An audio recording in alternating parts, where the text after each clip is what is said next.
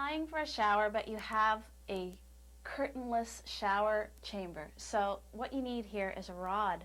I've picked a fine metal rod, and I'm going to show you how to mount it. There are a lot of rods available on the market. There are peach-colored rods and blue rods. So what you might want to do is actually pick your shower curtain first, so you know what color of rod, if you're going in for the big decorator rod thing. I'm personally a fan of the old chrome rod. Now, you get them in a pre-cut length, and you have to hold it up. If you're lucky, it just fits. Okay, so we're not so lucky. So I need to cut this. So what I'm going to do is measure and just see how wide my opening is. So now this is a cool thing you do with your tape measure. This is why they make them out of steel, because you get to go like this. See that kink? That's a very professional move. So there is my measurement, and it looks like it's 58 and a half. Okay. Now, I don't want to cut the rod at exactly 58 and a half inches, and I'll tell you why. I'm going to be cutting it with a pipe cutter. These are the coolest. The trouble is, if I cut it, see, look, let me show you how this works. You put it on, and you cut like this. It's very slow. There's an old Paul Newman movie where he cuts the heads off all the meters along the street. He's using one of these. So we can't get too close to the end. If we cut it too long, it's game over, because it'll, this is as close as we can get. Let me explain by showing you, okay? Not just babbling on. Well, there's 58 and a quarter, and I've got my little pencil mark, and it barely holds to the metal. But that's okay, because I'm going to be careful not to smudge it. All right, so now I'm going to attach the pipe cutter, which is kind of like a glorified pizza cutter. You can go wrong with these. Let me show you. See, look, this little wheel here is the pizza cutter part. And what it's going to do is score the metal. So I have to open it wide enough to fit the pipe in between these two rollers.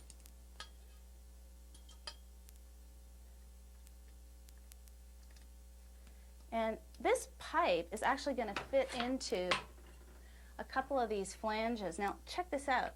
There's a lot of play here. That's why I'm not being too careful about cutting my pipe the exact length, because that measurement of ½ an inch is going to be enough to give me some play with my pipe. All right, so got this lined up. Now watch. I turn it.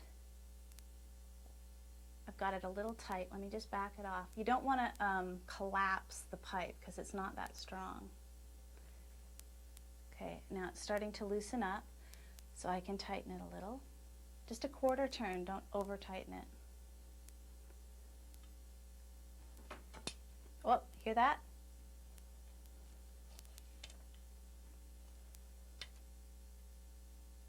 Not quite, almost there though.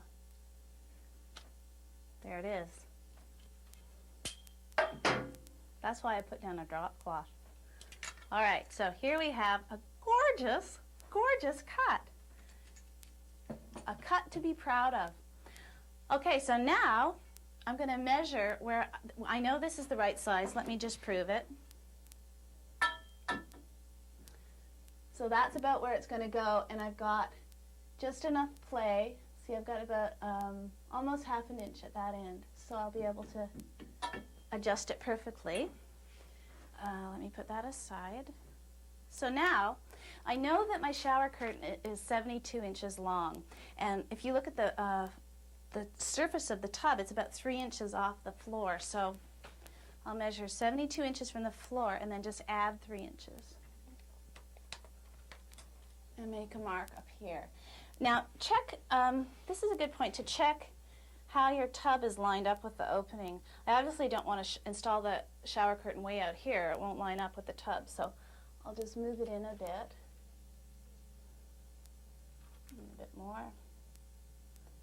And we're going to split it, because we got one of those cool designer polyester things that hangs over this side of the tub, and then the final one hangs in here. So we'll split the difference. And I'll mark that. as the height at which we want to hang the rod. Now, you'd think I would just go to this end and also measure again 75 inches, but this room's a bit wonky, and I know that if I set it level with the floor, it's going to look weird because the ceiling's a bit off. So I'm actually going to measure down from the ceiling on this end and then repeat that on the other end. All right, so I've marked for height at both this end and the other end of the opening, but what I don't know, because the two walls are very different, I'm unable to ascertain where on each wall in terms of this dimension I need to put the mark. So what I'll do to make sure that I'm bang on is measure from the back wall forward.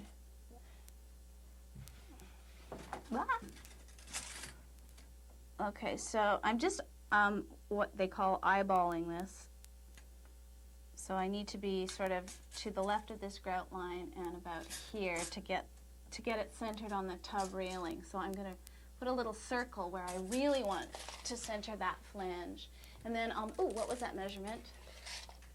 That was 26 3/8. 26 3/8 is right here, and I'll put a circle so I don't just have two identical little marks that I'm looking at. All right, so I'm getting ready to drill, but let me show you. The next thing to do is hold the flange so that the center of the flange lines up with where that black dot is. And it's right there, so, oh, of course, I've left my pencil over here. You know, when you're wearing a tool belt, you should use the pockets. So now I need to mark where I'm going to be drilling.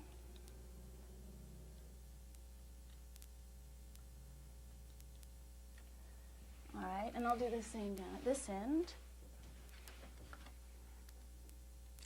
So again, I'm just eyeballing that bullseye right in the middle of the round flange and marking my screw holes. Okay, I'm ready to drill. I don't know whether I'm going to hit wood, so I'm using a very thin masonry bit. I happen to know the wall is plaster.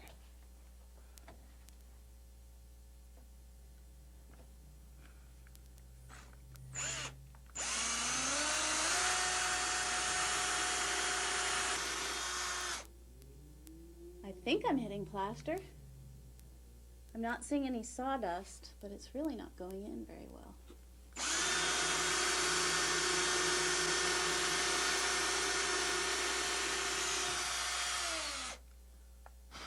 Well, since it's not going in, I think what I'll do is switch to a wood bit, because it's possible that I'm hitting a stud. A masonry bit, which is meant for plaster, doesn't go into wood. So let me switch bits. Okay, I have a wood bit now. I'm going to try the top hole.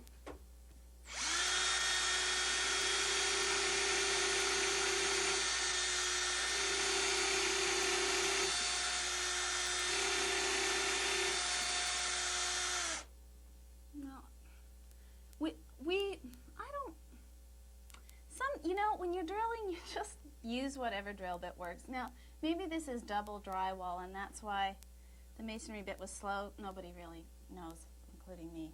But this looks like a single thickness of drywall here. No plaster involved.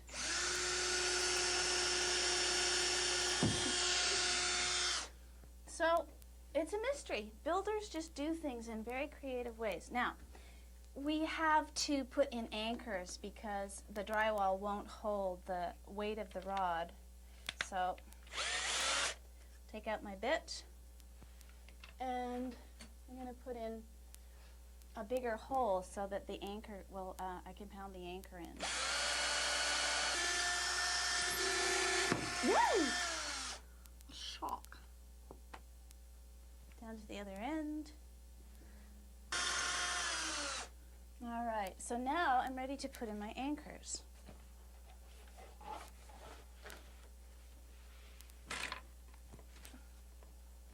These are these little blue anchors. And if you bought a metal rod and didn't get anchors with your rod, hopefully you'll have a supply of these on hand. These are great to have for hanging pictures or shelves. I'll keep my screws over here. And my hammer. Wahoo! I'm faking it really. I like the feeling of being out of control. Okay, so there's one.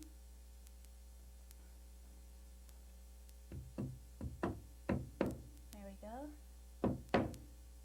Now I'm ready to put this flange on.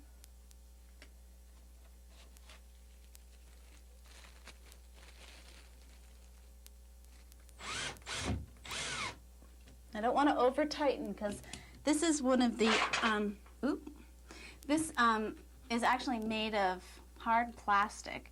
It looks like metal, but it's not. And I don't want to split the plastic, so I'm just not going to, I'm going to be careful not to over tighten these screws. Okay, that's good and solid. So now I just need to put my anchors in at the other end.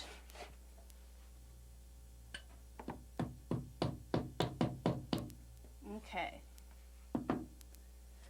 So, before I put this flange here, well, let me explain what would happen if I did.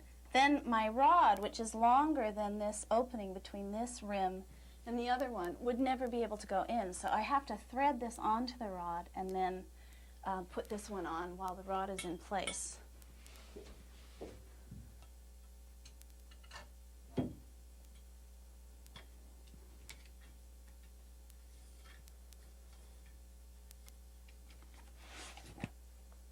This is where you don't quite have enough hands.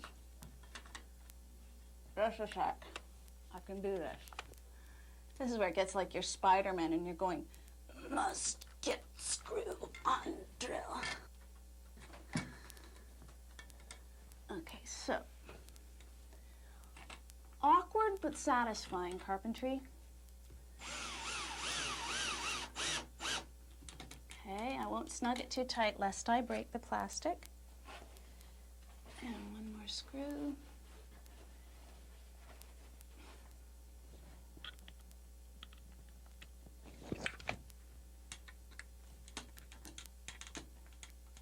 The reason you don't also tighten this one too much is so that you still got some play and can line up the bottom hole.